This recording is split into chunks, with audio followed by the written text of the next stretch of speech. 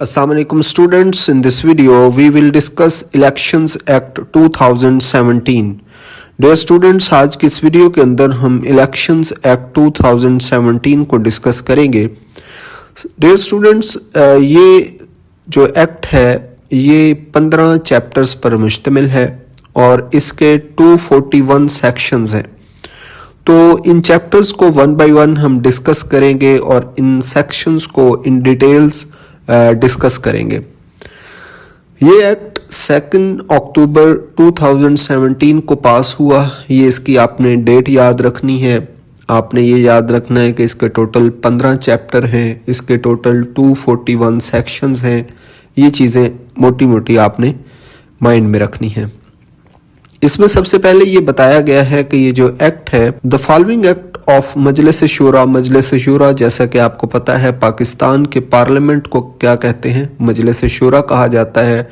इसके अंदर national assembly, senate और प्रेसिडेंट ऑफ पाकिस्तान शामिल होता है. ठीक है जी. Received the assent of the President on 2 October 2017 is hereby published for the general information.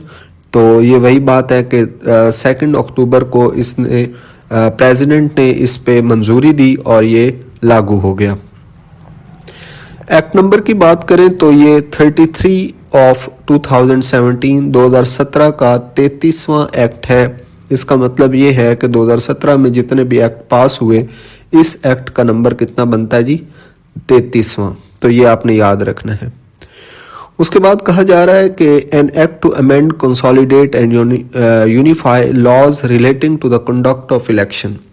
Elections के हवाले से इससे पहले जितने भी रूल्स, रेगुलेशंस, एक्ट्स या ऑर्डिनेंसेस मौजूद थे, उन सबको कंसोलिडेट करके, इकट्ठा करके, यूनिफाई करके एक जगह पर क्या किया गया, इकट्ठा कर दिया गया है इस इलेक्शंस एक्ट 2017 के तहत. ठीक है जी.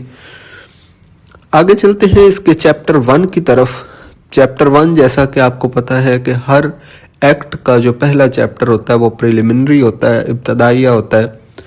तो इसके अंदर सेक्शन 1 है short title, extent and commencement. Short title इस एक्ट का बताया जाएगा. उसके बाद एक्सटेंट के इस एक्ट का दायरा कार कितना होगा और कमेंसमेंट का मतलब है कि ये लागू कब होगा. This act may be called as the elections act 2017. तो इसका शॉर्ट टाइटल पूछा जा सकता है आपको एमसीक्यूज के अंदर. तो इसका शॉर्ट टाइटल क्या है, इलेक्शंस एक्ट 2017, इलेक्शंस एक्ट 2017 इसका जो है वो शॉर्ट टाइटल है. उसके बाद इट एक्सटेंड्स, इसकी एक्सटेंट के बारे में बात करें तो it extends to the whole of Pakistan. तो ये पूरे पाकिस्तान के लिए, पूरे पाकिस्तान में जितने भी इलेक्शंस होंगे उन सब के लिए ये रूल्स, रेगुलेशंस बना दिए गए हैं इस एक्ट के तहत. ठीक है जी.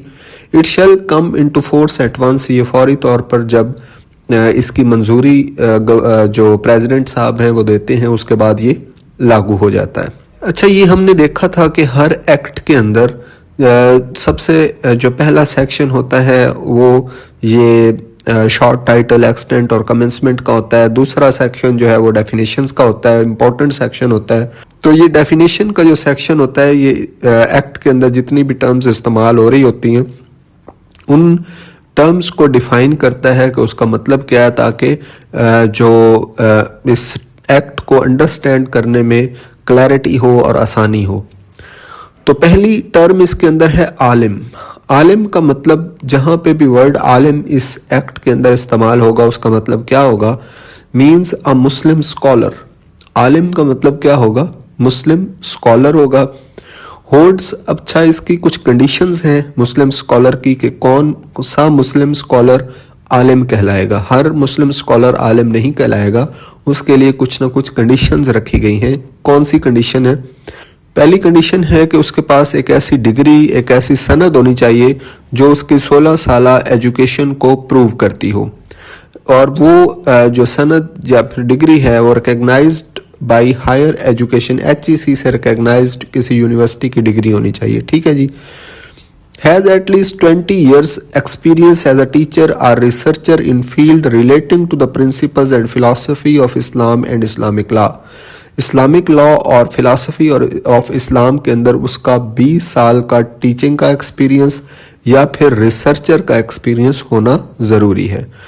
तो आलिम की डेफिनेशन हमें पता चली। पहली बात तो ये है कि 3 चीज़ें हैं इसके अंदर, मुस्लिम स्कॉलर हो, 16 साल एजुकेशन HEC की रिकग्नाइज्ड किसी यूनिवर्सिटी से उसने हासिल की हो, उसके पास डिग्री हो, और तीसरी बात है उसका 20 साल का एक्सपीरियंस होना चाहिए एट लीस्ट टीचिंग के अंदर, रिसर्चर के तौर पर, इस्लामिक फ़िलासफ़ी या इस्लामिक लॉ के अंदर। ठीक है जी, ये चीज़ें आपने याद रखनी हैं। उसके बाद एक्रेडिटेड मींस क्या होता है, एथोराइज्ड बाय द कमीशन। जो ये जो इलेक्शन है इसके अंदर एक कमीशन होगी, एक अथॉरिटी होगी, ठीक है, उसके तहत जिस बंदे को अथोराइज किया जाएगा उसको एक्रेडिटेड भी कहा जा सकता है। उसके बाद नेक्स्ट है local applicable local government laws. अब ये एप्लीकेबल लोकल गवर्नमेंट लॉज ये कौन से लॉज होंगे, इसका क्या मतलब है, means an act of Majlis Shura. Majlis शूरा क्या है, मैंने पहले भी बताया कि पाकिस्तान के पार्लियामेंट को मजलिस शूरा कहते हैं। ये किस चीज़ पर मुश्तमिल होता है, ये नेशनल असम्बली, सेनेट और प्रेसिडेंट पर मुश्तमिल होता है। ये भी MCQs के अंदर पूछा जाता है। मजलिस शूरा आर ऑफ प्रोविंशियल असम्बली या फिर provincial assembly. Provincial assembly Pakistan के अंदर कितनी है, 4 प्रोविंसेस हैं, तो 4 ही प्रोविंशियल असम्बली है, पंजाब की, सिंध की, बलूचिस्तान की और KPK की। इन दोनों असम्बलीज का कोई भी act for establishment of a local government and includes an ordinance या फिर कोई भी ऑर्डिनेंस। ऑर्डिनेंस कौन पास करता है, ऑर्डिनेंस जो है वो प्रेसिडेंट, सदर जो होता है मुल्क का, हमारे मुल्क का, वो पास करता है। ठीक है, तो कहना वो क्या चाह रहा है कि कोई भी जो पार्लियामेंट है उसका एक्ट या फिर प्रोविंशियल असम्बली का एक्ट लोकल गवर्नमेंट को एस्टेब्लिश करने के लिए जो एक्ट लाया जाएगा उसको कहा जाएगा एप्लीकेबल लोकल गवर्नमेंट लॉ। उसके बाद चलते हैं नेक्स्ट डेफिनेशन, वो है जी article. Article means the article of constitution. Constitution of Pakistan जो कि 1973 है उसके अंदर, जिस तरह इस एक्ट के अंदर हमने सेक्शन कहे हैं ना कि 241 इसके सेक्शंस हैं, उसी तरह जो कॉन्स्टिट्यूशन है उसके सेक्शंस को आर्टिकल कहा जाता है। ठीक है जी, उसके 280 आर्टिकल्स हैं। तो जहां इस एक्ट के अंदर जहां पे भी आर्टिकल का वर्ड इस्तेमाल होगा तो उससे मुराद article of constitution of Pakistan होगा। ठीक है जी। उसके बाद असम्बली की बात करें तो assembly means the national assembly और द प्रोविंशियल असम्बली। तो असम्बली से मुराद नेशनल असम्बली भी हो सकती है, प्रोविंशियल असम्बली भी हो सकती है, कौमी असम्बली या फिर सूबाई असम्बली, इन दोनों में से एक हो सकती है। उसके बाद एसेट की बात करें, एसेट क्या होते हैं, एसेट कहते हैं कि असासाजात को। Asset mean any property owned or held by a candidate or a member. किसी भी कौमी असम्बली, नेशनल असम्बली या फिर प्रोविंशियल असम्बली के मेंबर ने के जो असासाजात हैं या फिर जो इन असम्बलीज का कैंडिडेट है उसके असासाजात को क्या कहेंगे, एसेट कहेंगे। उसके बाद नेक्स्ट है जी बाई इलेक्शन। बाई इलेक्शन कहते हैं ज़िमनी इलेक्शंस को। ठीक है, ज़िमनी इलेक्शंस क्यों करवाए जाते हैं, जब भी कोई बंदा इलेक्ट होके आता है, MNA बनता है या MPA बनता है, अगर वो बंदा MNA MPA बनने के कुछ अरसे बाद फौत हो जाता है, डिस्क्वालीफाई हो जाता है या फिर कोई भी इशू बनता है जिसकी वजह से उसकी सीट अगर खाली होती है तो फिर उस सीट पर दोबारा जो है वो बाई इलेक्शन करवाए जाते हैं। ठीक है, इनको ज़िमनी इलेक्शंस भी कहते हैं। By elections mean an election to fill a casual vacancy. ठीक है जी, जैसे कि मैंने आपको बताया कि कोई भी वैकेंसी होगी उसको फिल करने के लिए ज़िमनी इलेक्शंस करवाए जाएंगे, बाई इलेक्शंस उनको कहते हैं। उसके बाद कैंडिडेट कौन होता है, means a person proposed and seconded as a candidate for or seeking election as a member. तो इलेक्शंस का कोई भी जो वोटों पे उठा हुआ होता है बंदा, कहते हैं ना कि जिसने भी इलेक्शंस में as a member for national assembly या फिर प्रोविंशियल असम्बली के मेंबर के लिए कोई भी बंदा प्रपोज्ड हो, किसी पार्टी ने उसको नॉमिनेट किया हो या खुद वो उठ जाए वोटों के ऊपर, तो उसको कैंडिडेट कहेंगे। ठीक है जी। कोड से मुराद means the code of criminal procedure 1898, ये आपने याद रखना है। जहां पे भी कोड वर्ड आएगा तो उसका मतलब होगा कोड ऑफ क्रिमिनल प्रोसीजर 1898। ये एक्ट नंबर 5 है ऑफ 1898। ये भी एमसीक्यूज बन सकता है कि कोड जो है वो कौन सा एक्ट है, तो एक्ट नंबर 5 ऑफ 1898 है। उसके बाद कमीशन की बात करें, commission means the election commission of Pakistan. जहां पे भी वर्ड कमीशन आएगा उससे क्या मुराद होगा, इलेक्शन कमीशन ऑफ पाकिस्तान। ठीक है, एक ऐसी कमीशन है, एक ऐसा इदारा है जो इलेक्शन करवाता है पाकिस्तान का, उसको इलेक्शन कमीशन कहते हैं। ठीक है, कॉन्स्टिट्यूटेड अंडर आर्टिकल 218।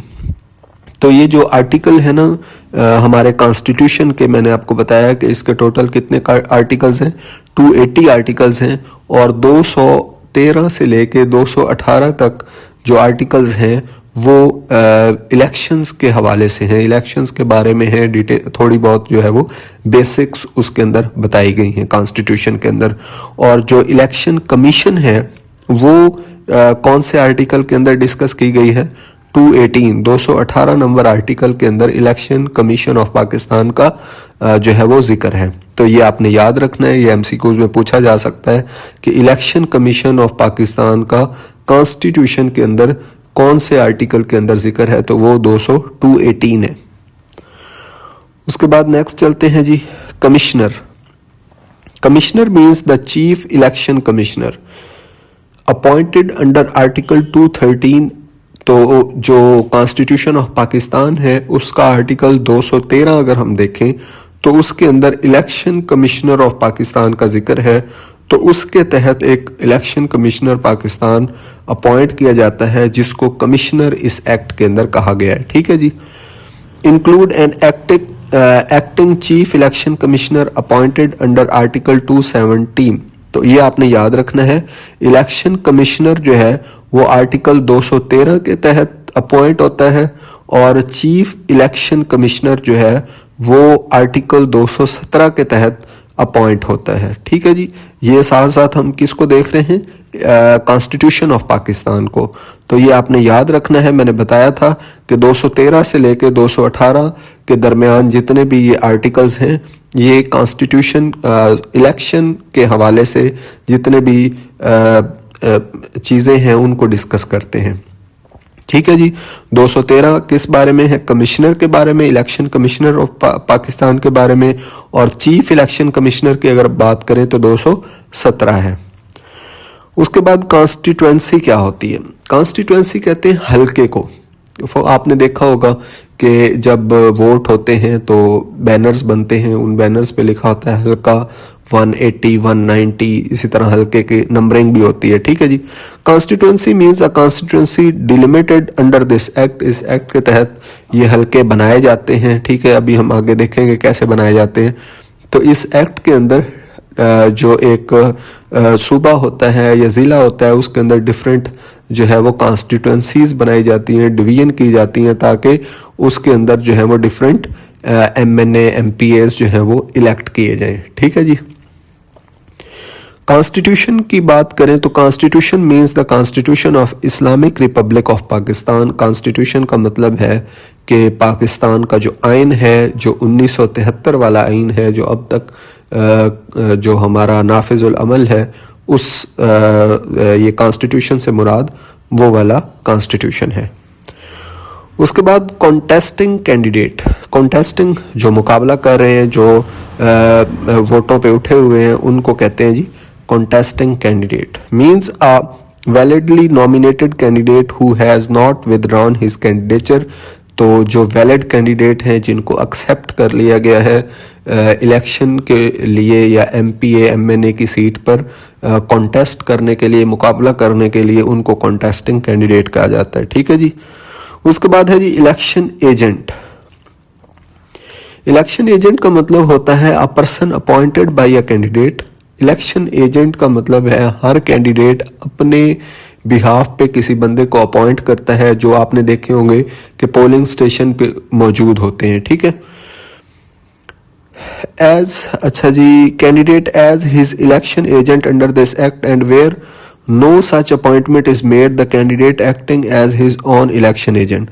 तो अगर वो किसी को नॉमिनेट नहीं करता तो वो खुद भी इलेक्शन एजेंट बन सकता है। ठीक है जी, ये इलेक्शन एजेंट की डेफिनेशन है। ये बेसिकली जो आपके पोल होते हैं वहाँ पे मौजूद होता है, आपका रिप्रेजेंटेटिव होता है, इलेक्शन एजेंट होता है।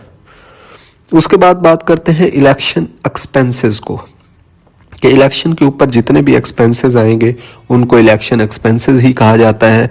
मींस एनी एक्सपेंडिचर, कोई भी खर्चा incurred before, during and after an election or payment made whether by way of gift, loan, advance, deposit or otherwise for the arrangement, conduct or benefit of or in connection with or incidental to the election of a candidate. तो candidate के election के ऊपर जितने भी खर्चे हैं, पहले हो, आफ्टर हो, इलेक्शन के दौरान पेमेंट, ये सारी चीज़ें हैं जो क्या कहलाती हैं जी, इलेक्शन एक्सपेंसेस कहलाती हैं। ठीक है जी, including the expenditure on account of issuing circulars or publications but does not include the deposit made under section 61 or section 111।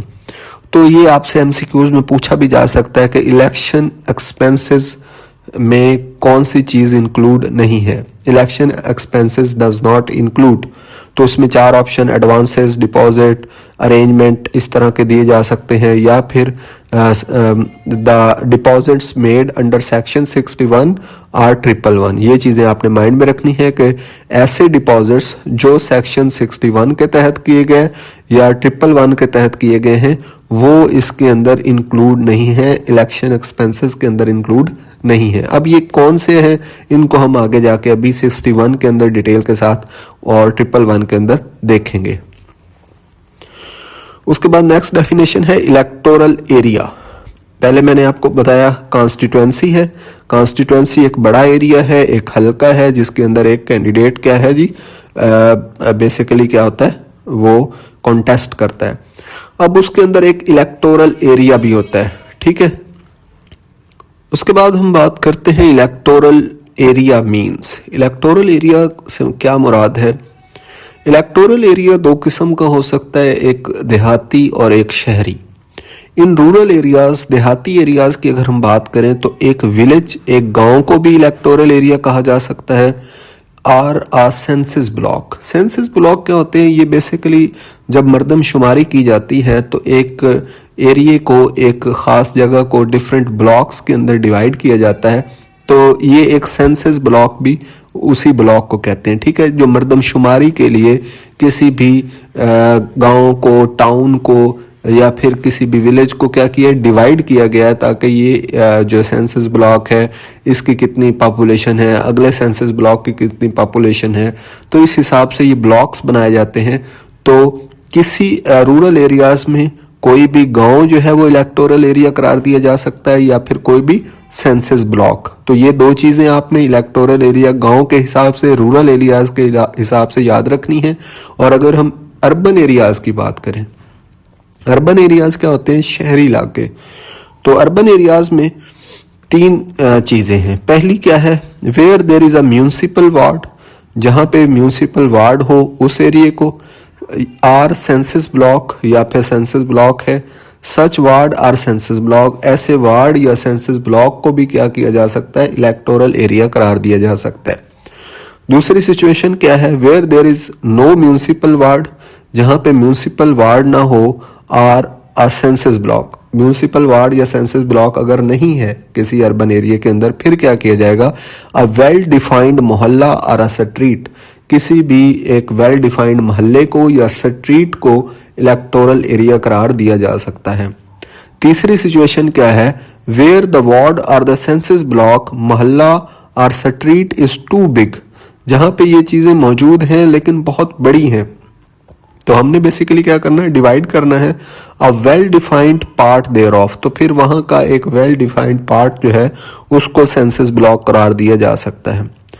Provided that a census block shall not be divided except in exceptional circumstances for reason to be recorded। अगर आपने census block को भी divide करना है further, तो फिर आपने उसकी रीज़न लिखनी है कि क्यों इस सेंसस ब्लॉक को डिवाइड किया। मतलब सेंसस ब्लॉक बेसिकली सबसे छोटा यूनिट होता है, ठीक है। और इसी तरह ये जो सेंसस ब्लॉक है इसको भी क्या कहा जा सकता है, इलेक्टोरल एरिया। तो अर्बन एरियाज के अंदर हमने देखा कि अर्बन एरियाज में पहली सिचुएशन क्या थी, म्यूनिसिपल वार्ड या सेंसस ब्लॉक, इसको क्या कहा जा सकता है, इलेक्टोरल एरिया कहा जा सकता है। दूसरी सिचुएशन क्या, म्यूनिसिपल वार्ड और सेंसस ब्लॉक अगर शहर में मौजूद नहीं है तो किसी भी वेल डिफाइंड मोहल्ला या स्ट्रीट को इलेक्टोरल एरिया करार दिया जा सकता है। तीसरी सिचुएशन क्या थी कि अगर सेंसस ब्लॉक, मोहल्ला, स्ट्रीट बहुत ज़्यादा बड़ा है तो फिर क्या है कि इसके किसी हिस्से को डिवाइड करके उसको क्या किया जा सकता है जी, इलेक्टोरल एरिया करार दिया जा सकता है। ये मोहल्ला, ये आपने याद रखना है कि वेयर द वार्ड और द सेंसस ब्लॉक और मोहल्ला और स्ट्रीट इज टू बिग, तो फिर उसको डिवाइड भी किया जा सकता है। लेकिन जब भी सेंसस ब्लॉक को किया जाएगा डिवाइड तो फिर आपने रीज़न भी लिखनी है कि क्यों किया गया। सच अदर एरियाज में be notified determined bye the commission. Commission जो है किसी और एरिया को अगर क्या करती है, नोटिफिकेशन के अंदर उसको इलेक्टोरल एरिया करार देती है तो उसको भी इलेक्टोरल एरिया कहा जाएगा। उसके बाद नेक्स्ट है जी इलेक्शन ऑब्जर्वर। जैसा कि नाम से जाहिर है ये इलेक्शंस, जो भी इलेक्शंस हो रहे होंगे उसको ऑब्जर्व कर रहा होगा, देख रहा होगा कि इलेक्शंस का ये जो प्रोसेस है ये सही चल रहा है या नहीं। Means a person authorise by the commission, commission की अथॉरिटी कमीशन इसको देगी to observe the conduct of an election, election के कंडक्ट जो इलेक्शन हो रहे हैं उनको ऑब्जर्व करेगा ये। उसके बाद है जी election official. Election official, elections के रिलेटेड जितने भी ऑफिसर्स हैं उनको इलेक्शन ऑफिशियल कहा जाता है, ठीक है जी।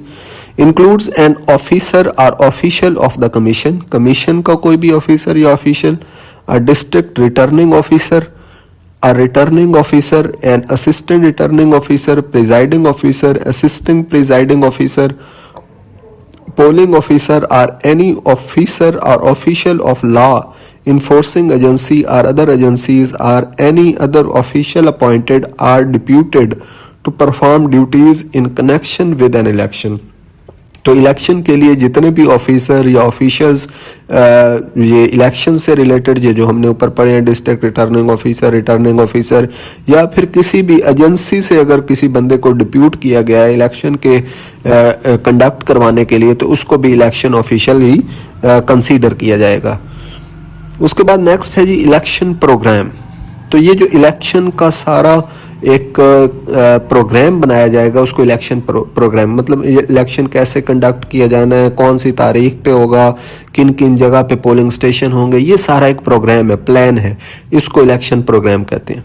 Means an election programme notified by the commission under this act. और ये जो प्रोग्राम है ये कौन बनाती है, कमीशन बनाती है, और ये इस एक्ट के अंदर जो है वो नोटिफिकेशन क्या किया जाएगा, कमीशन इसका नोटिफिकेशन देती है कि कैसे इलेक्शन को कंडक्ट किया जाता है।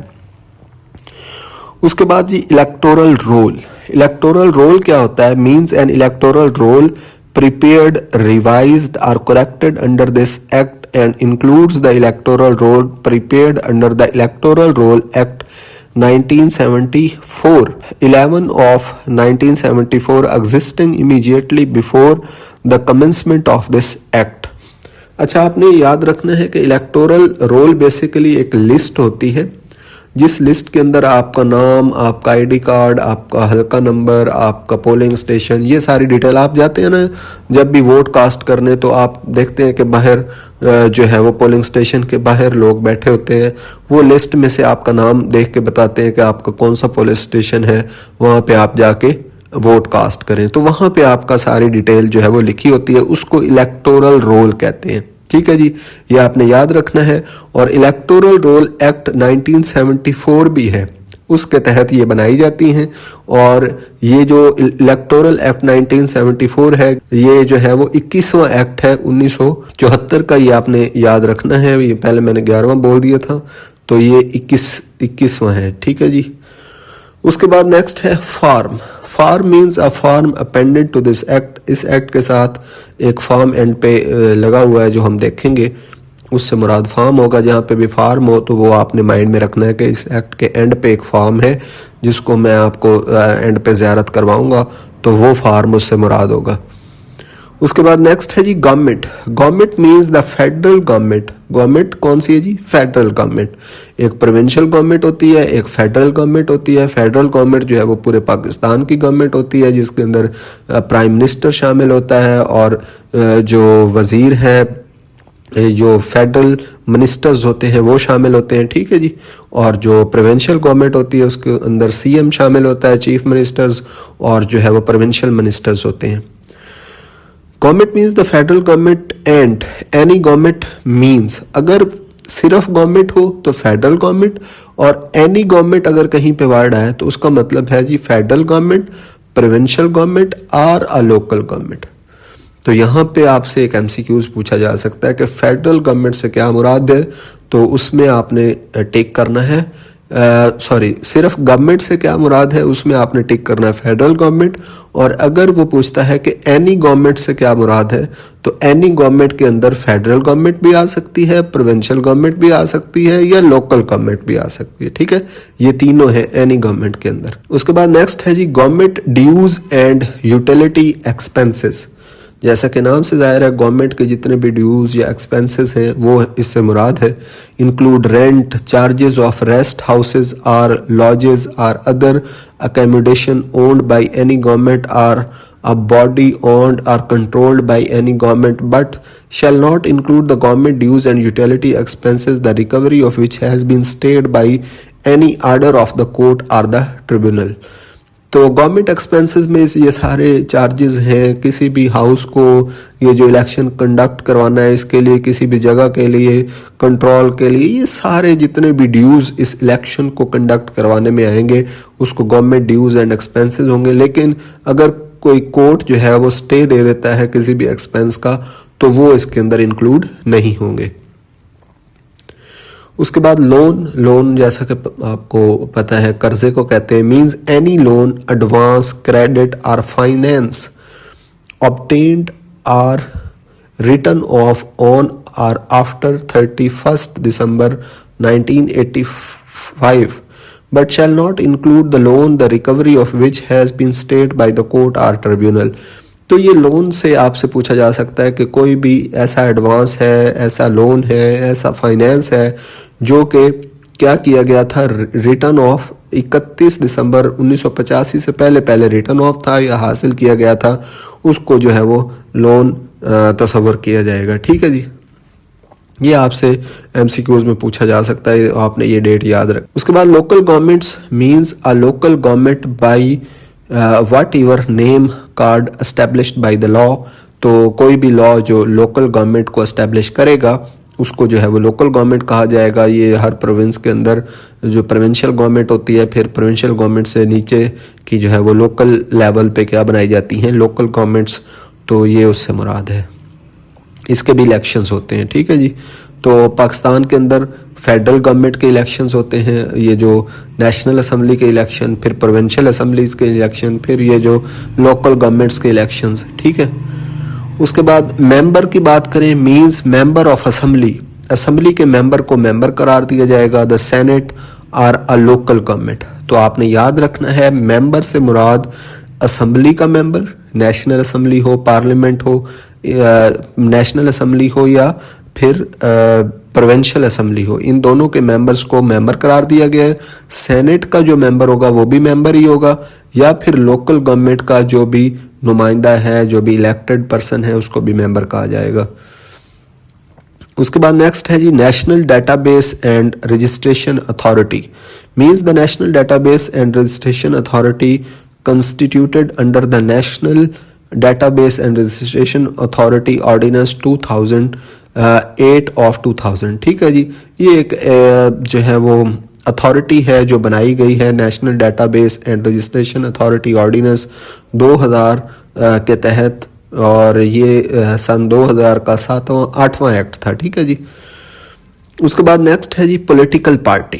पॉलिटिकल पार्टी सियासी जमात को कहते हैं। जैसा कि आपको पता है पाकिस्तान के अंदर मुस्लिम लीग नून है, पीपल्स पार्टी है, पीटीआई है, तो ये सारी पॉलिटिकल पार्टीज़ हैं। means an association of citizen or a combination of group of such associations formed with a view of propagating or influencing political opinion and participating in election for any elective public office or for membership of a legislative body।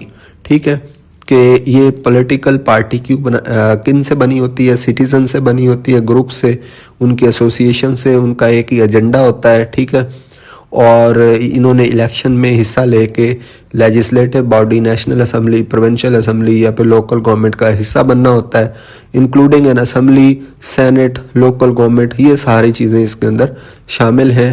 ठीक है, इनका हिस्सा बनना होता है political party ने। ठीक है जी। उसके बाद बात करते हैं पॉपुलेशन की।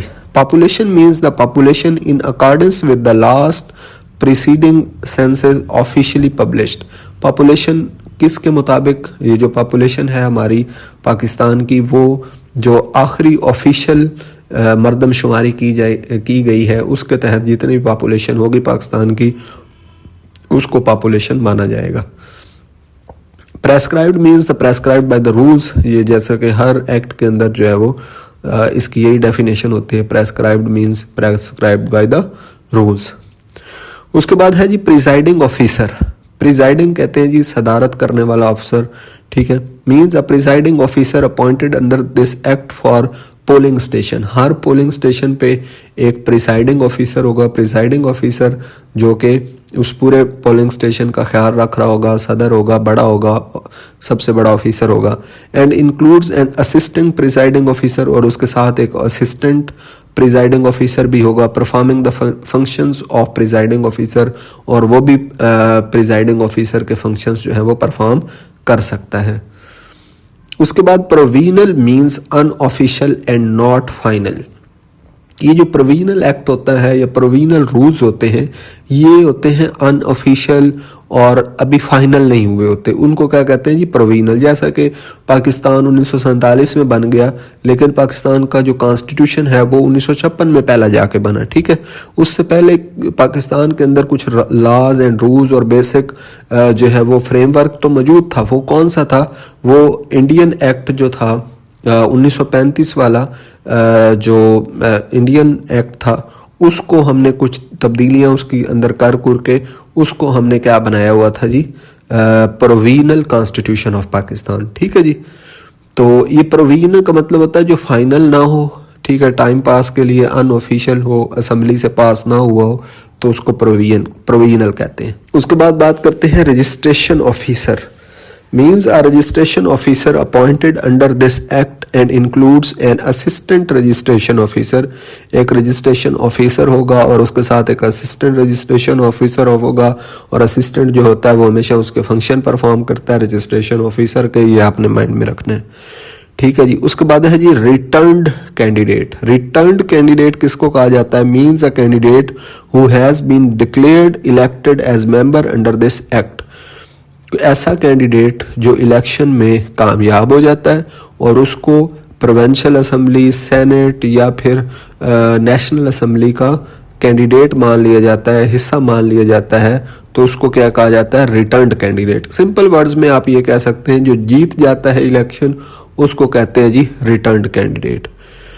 उसके बाद revising authority. Revising authority means a person appointed under this act. इस एक्ट के तहत एक पर्सन को अपॉइंट किया जाएगा to hear and dispose of claims and objections and applications for correction relating to the electoral rolls. Electoral rolls जैसा कि मैंने आपको बताया वो लिस्टें होती हैं जिसके अंदर आपकी डिटेल्स होती हैं, उसकी कोई भी करेक्शन करनी है, उस पर कोई भी ऑब्जेक्शंस उठता है, उसके ऊपर कोई भी मसला मसाइल किसी को होता है तो उसको रिवाइज करने के लिए, उसकी करेक्शन करने के लिए एक बंदा मौजूद है जिसको रिवाइजिंग अथॉरिटी कहते हैं। ठीक है जी, ये आपने माइंड में रखना है। उसके बाद रूल्स की बात करें। Rules mean the rules made under this act. इस एक्ट के तहत जितने भी रूल्स बनाए जा रहे हैं उनको रूल्स कहा जाता है। उसके बाद सेक्शन की बात करें, means the section of this act. इस एक्ट के सेक्शंस जो हैं उनको सेक्शन कहा जाता है। ठीक है, 241 सेक्शंस हैं, ये आपने याद रखना है। Tax includes a tax levied by any government but shall not include taxes the recovery of which has been stayed by the court or tribunal. ठीक है जी, जो भी गवर्नमेंट टैक्स लगाएगी उसको टैक्स करार दिया जाएगा, लेकिन जो कोर्ट ने या ट्रिब्यूनल ने जिस टैक्स को रोक दिया है, ठीक है, उनको इसके अंदर स्टे किए हुए टैक्सेस इसके अंदर इंक्लूड इस डेफिनेशन में नहीं होंगे। उसके बाद नेक्स्ट है जी technocrat. Technocrat means a person, technocrat एक ऐसा बंदा होता है holds a degree requiring conclusion of at least 16 years of education. Technocrat से मुराद एक ऐसा बंदा है जिसके पास एक ऐसी डिग्री हो, उसने 16 साल एजुकेशन कंप्लीट की हुई हो, recognised by the HEC higher education commission. And अब ये जैसा कि हमने आलम पढ़ा था उसकी भी 2 कंडीशंस थी, इसकी टेक्नोक्रेट की भी 2 कंडीशंस हैं। ठीक है, इसकी पहली कंडीशन वही वाली है जो आलम की थी कि 16 साल डिग्री होनी चाहिए। दूसरी कंडीशन इसकी क्या है, has at least 20 year of post qualification. इस क्वालिफिकेशन मतलब 16 साल डिग्री हासिल करने के बाद उसका फिर 20 साल का एक्सपीरियंस भी हो। Experience including a record of achievement at national और इंटरनेशनल लेवल। उसने कोई ऐसी अचीवमेंट की हो नेशनल या इंटरनेशनल लेवल पर जो कि माना गया हो उसके एक्सपीरियंस को, तो उसको टेक्नोक्रेट करार दिया जाता है। ठीक है जी, हमने पढ़ा था कि आलिम जो है वो इस्लामिक फ़िलासफ़ी या इस्लामिक लॉ के अंदर उसने जो है वो 20 ईयर का एक्सपीरियंस हासिल किया हो, और टेक्नोक्रेट जो है वो किसी भी फील्ड के अंदर उसने कोई अचीवमेंट की हो, 16 साल एजुकेशन हासिल करने के बाद 20 साल का उसका एक्सपीरियंस होना चाहिए। उसके बाद नेक्स्ट है जी validly nominated candidate means a candidate whose nomination paper has been accepted. तो ऐसा कैंडिडेट जिसके नॉमिनेशन पेपर जिसको इलेक्शन के लिए अहल करार दे दिया गया हो उसको कहते हैं जी वैलिडली नॉमिनेटेड कैंडिडेट, अहल कैंडिडेट। ठीक है जी। उसके बाद वोटर है। Voter means in relation to any assembly or a local government a person. अगर हम असेंबली की बात करें जो नेशनल असेंबली या प्रोविंशियल असेंबली या फिर लोकल गवर्नमेंट की बात करें, उसके वोटर कौन होते हैं? A person who is enrolled as a voter on the electoral roll or any electoral area in a constituency. तो कॉन्स्टिट्यूएंसी के अंदर जो भी इलेक्टोरल एरिया होता है उसके अंदर इलेक्टोरल रोल्स होते हैं ना, वो लिस्टें होती हैं, उसके अंदर उस लिस्ट के अंदर इलेक्टोरल रोल के अंदर जिसका भी नाम आ जाएगा वो वोटर कहलाएगा, वो वोट दे सकता है। ठीक है जी।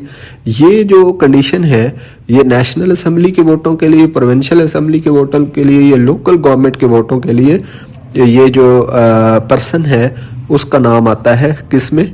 इलेक्टोरल रोल के अंदर। अगर हम बात करें in relation to the senate, अगर सेनेट के इलेक्शंस की बात करें, a person for election to a seat from a province is a member of the provincial assembly. तो सेनेट के इलेक्शन के लिए क्या होना चाहिए कि वो मेंबर होना चाहिए प्रोविंशियल असेंबली का। ठीक है। And for election to the seat from the Islamabad, अगर हम इस्लामाबाद की बात करें तो capital territory a member of the national assembly, तो उसके लिए मेंबर ऑफ नेशनल असेंबली को जो है वो सेनेट के वोटों, सेनेट के लिए, सेनेट के मेंबर्स के लिए वोट देगा। ठीक है। तो ये छोटी सी एक बात है आपने याद रखनी है कि वोटर के अंदर जो नेशनल असेंबली, प्रोविंशियल असेंबली और लोकल गवर्नमेंट्स के वोट होंगे उनके अंदर जो वोट्स बंदा दे सकता है वो उनका नाम इलेक्टोरल रोल के अंदर होना चाहिए। वो आम बंदे होते हैं। ठीक है। जैसा कि हम लोग हैं, हमारे नाम उन इलेक्टोरल रोल्स के अंदर, उन लिस्टों के अंदर आते हैं, फिर पोलिंग स्टेशंस पे जाके वोट कास्ट करते हैं।